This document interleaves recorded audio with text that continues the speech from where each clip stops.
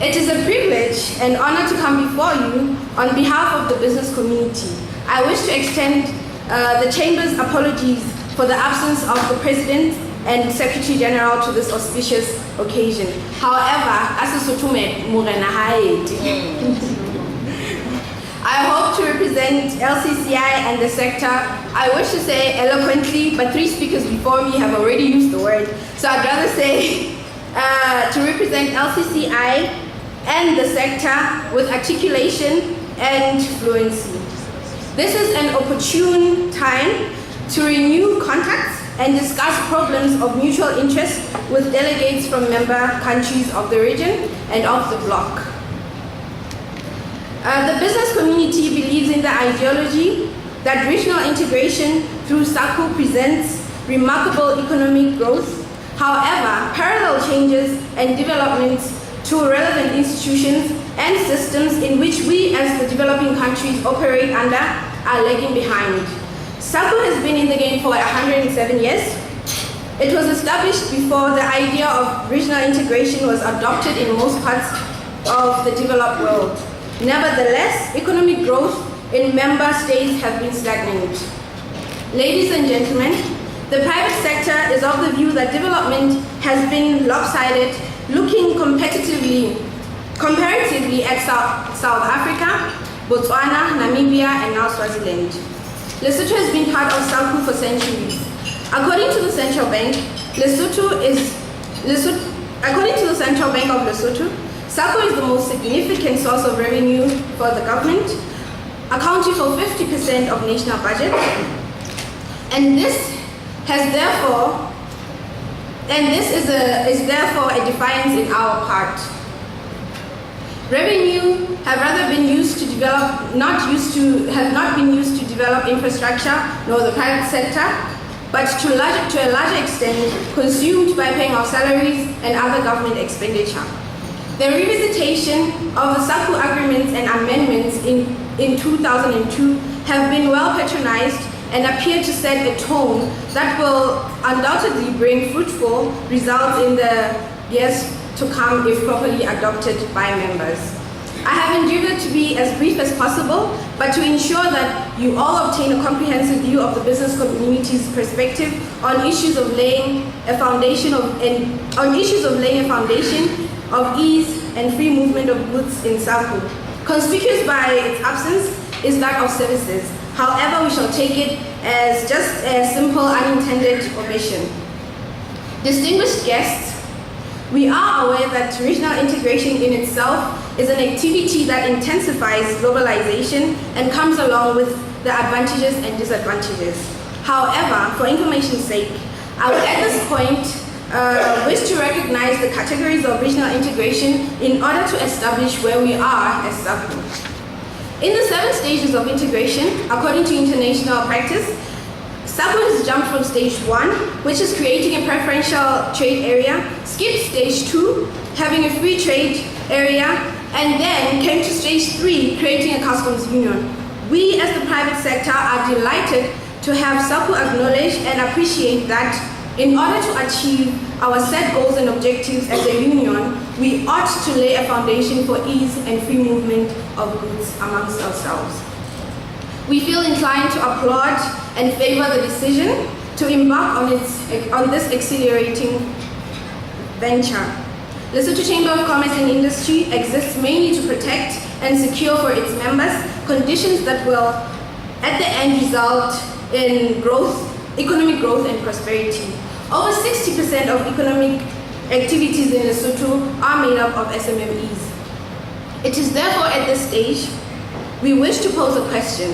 Given our economic landscape, is free movement of goods going to help us in that object and to a degree commensurate with its costs? At this juncture, ladies and gentlemen, I wish to set out various arguments against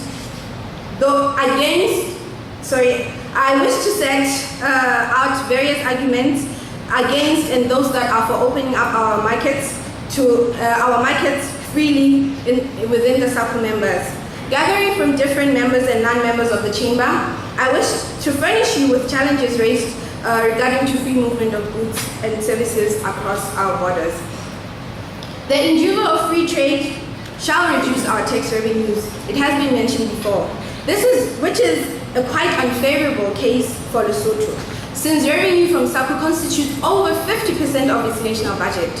Changes in the status quo could present reluctancies and thereby leading to poor performances and deter investment in SMSs. Infant industries will be faced with growth and sustainability challenges resulting from competition both of price and quality from larger firms from member states.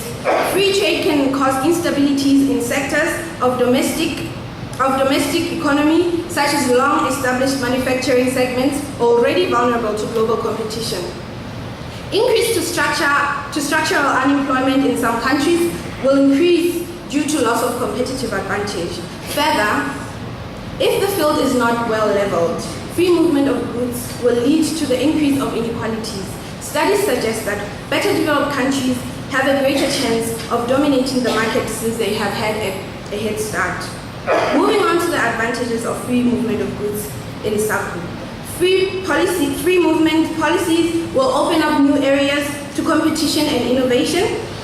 Free trade will lead to better jobs when production operations freely move from developed countries to a lesser developed country will lead to a job creation in developing areas. The exercise leads to expansion of new markets. Free movement will lead to higher capital investment.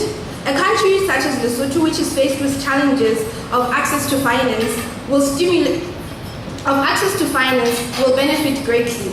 The inflow of capital and investment will stimulate the banking system, leading to more investment and consumer lending. Since international trade relies on traders keeping agreements, countries and companies are more accountable to each other and therefore more stable. There shall be increased purchasing power. Favorable exchange rates will provide companies with better purchasing opportunities.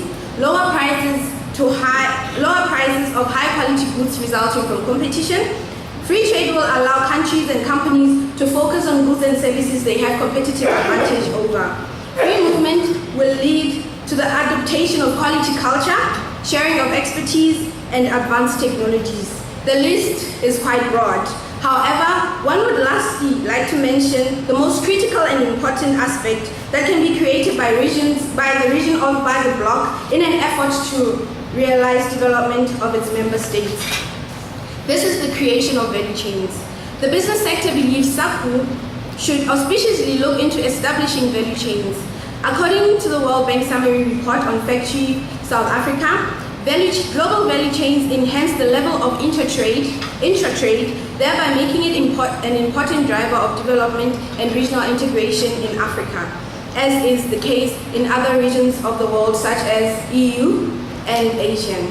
Under the global value chains dynamics, a country can specialize in certain activities and import the necessary inputs. While such a situation does not guarantee significant value capture and upgrading by development economies, it does provide a vital step on the ladder. Nowhere has it been more evident than in China, more widely across East Asia. In the regions, global value chains are at the heart of open economy model that was responsible for growth and poverty reduction success stories of the region in recent decades. Such a position brings with it exports and jobs, but does not guarantee quality and sustainability. Lesotho is a good example. In many respects, its entry into the global apparel value chain has been a huge success. However, almost 30 years after receiving its first investment in the sector, Lesotho still has no locally owned exporter or even subcontractors and no local firms providing any strategic goods and services inputs into the sector. The failure of Lesotho to upgrade its position in the sector forces it to rely on wage restraint, trade preferences, and fiscal incentives to maintain its tenuous position. Further opening up to borders could lead to increased vulnerability to external shocks and sovereignty. Creating a free trade area requires a lot more than just reducing tariff barriers. the process presents some peculiar difficulties, which not only involve finance and structures, policies and tactics, nor views of stakeholders from different member states. We ought to establish a well-developed and functioning industrial policy. The union's policies have to cater for the supply side of trade, development of common external tariffs and trade policies have to also be prioritized.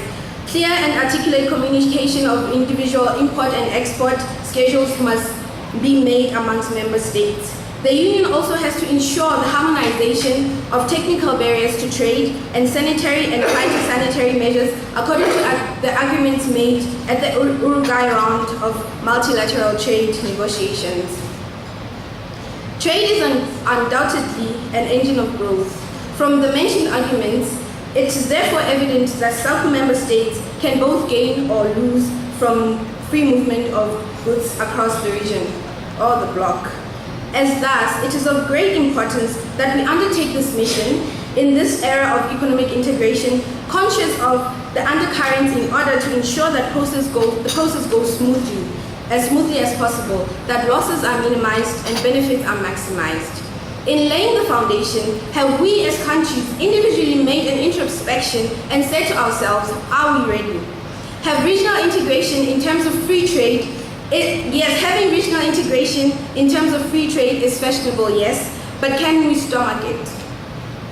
Have we sat down with the business community and gathered relevant information in whether our industries are strong enough and competitive enough to withstand challenges that come with free movement of goods and services? As representatives, have we devised a strategy on how this is going to take place? Have we sat down and agreed and advised each other on areas in which we individually have competitive advantage on? Is there visible political will and commitment? Are our institutions capacitated and well-funded with long-term technical assistance? Have we standardized our data, documents, and institutions according to the United Nations recommendations? Are audit-based control and risk management implemented to improve the efficiency and security of government administrations, especially in those that are in the custom situation?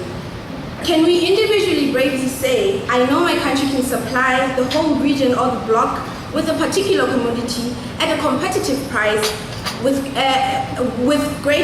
excellent quality, and can we consistently deliver? These are critical questions in which I have no answers for. As trendy as free movement of goods across the globe is, we as the business sector are of the perspective that before the questions posed are answered, we may be laying a foundation for disaster. That being said, ladies and gentlemen, let's work together, level our playing fields, and ensure that relevant institutions, private sector are capable of performing outstandingly and can handle the encumbrances that come with free movement of goods across the region and trading blocks. Thank you very much, ladies and gentlemen.